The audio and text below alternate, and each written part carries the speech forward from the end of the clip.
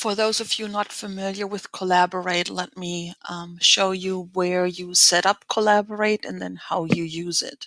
So first of all, you can find Collaborate. You go you can make a tool link over here. So you go plus tool link, and then you pick Blackboard Collaborate. It says Ultra, but it's actually for Blackboard Learn. So I'm going to call this Blackboard Collaborate.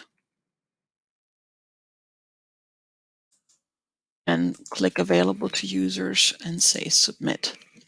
Then once you go in there, click on Blackboard Collaborate, you get the screen to come up. Now you can set up individual sessions, but you don't have to. And I found it actually easier to just have students go into the course room that's always available. So literally all they have to do is when they come in, they just click on this course room.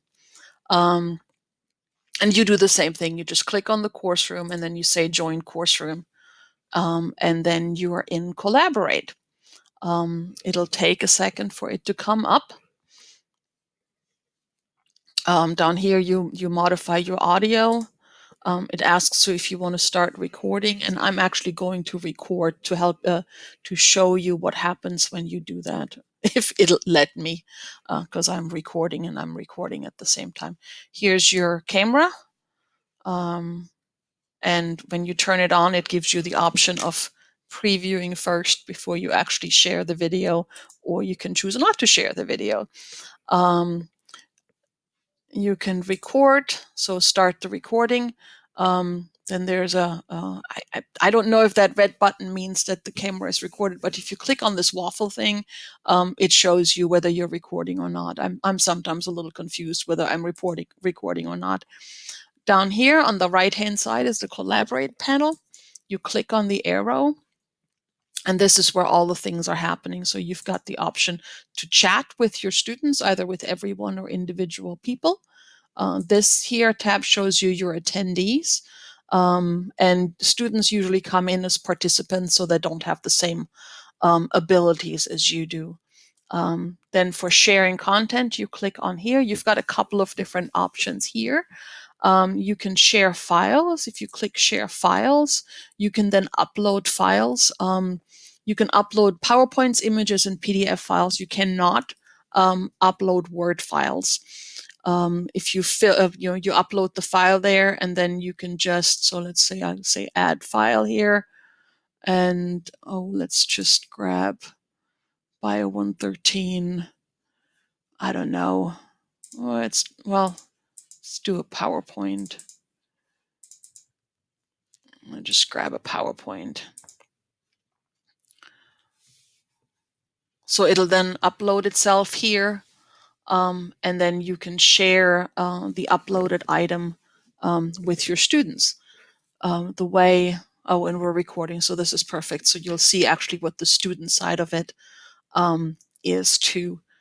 PDF is similarly, they all just then appear on the right-hand side here on this in this section. And while this is pulling up, I'm going to show you what other things you can do there. I think this is going to continue going. You can share the camera, which is, it's going to look at you. You can share a whiteboard.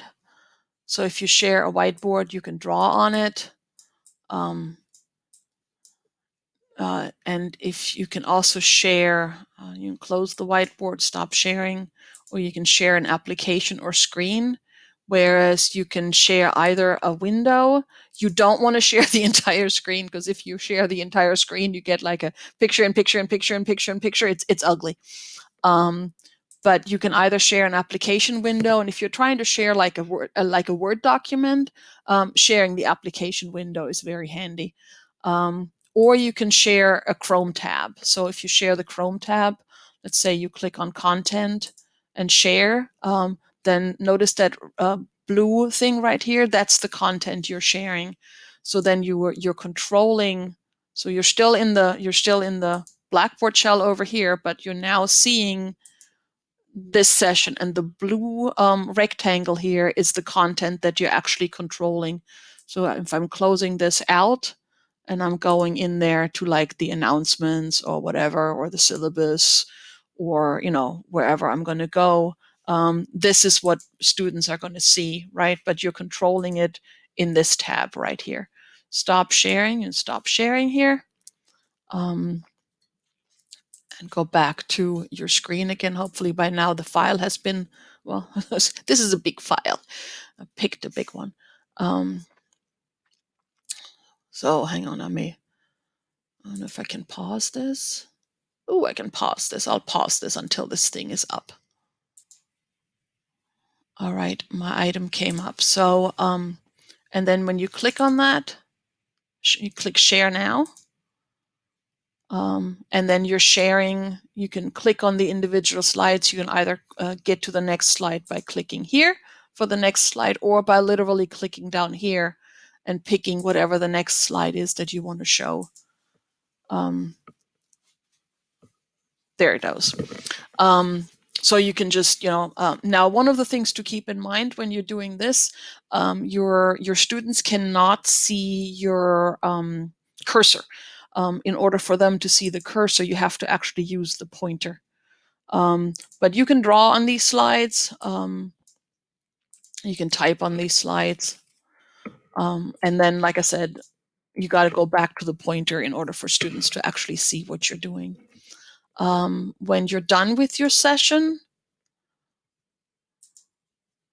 so share the I showed you. Oh yeah, breakout groups. I was going to show you breakout groups. You can do polling. Polling is kind of cute. So you can literally make a quick poll where what do you want? Oops. Do you want 1? Do you want 2? And then you click start. And then and then the students see this on their screen. They can immediately respond to it. And then you can look at what choices they made right there. The other thing you can do is you can do breakout groups. And breakout groups. Oh, okay. Why am I hearing myself twice? Breakout groups is pretty simple. It's once you have students in here, you then get, and I don't have any students in here, so but you can assign groups randomly, or you can assign students to specific groups, and then you can just simply go from group. So you start this, then hit start after you hit the button, and then you can go from group to group by simply clicking on the in the individual groups once you started them. And then you can move from group to group. It is very self-explanatory and very, very simple. When you're done, I'm going to cancel because I don't have any students in there. I'm going to stop the recording. And then when you're done with the recording, you can leave the session.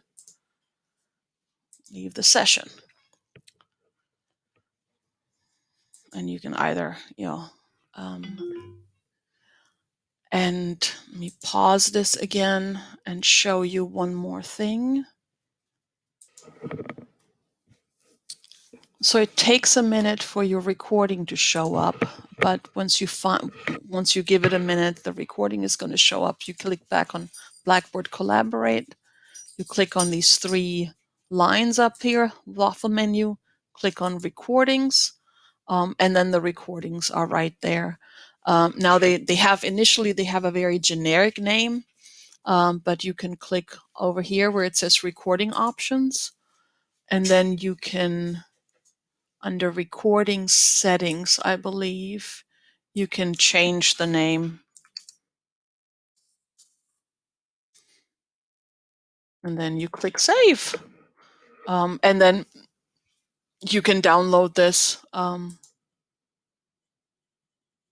over here with the download button. You can download it. It downloads it to an MP3, and then you can upload that MP3 to YouTube, and I can show you how. Let me pause again.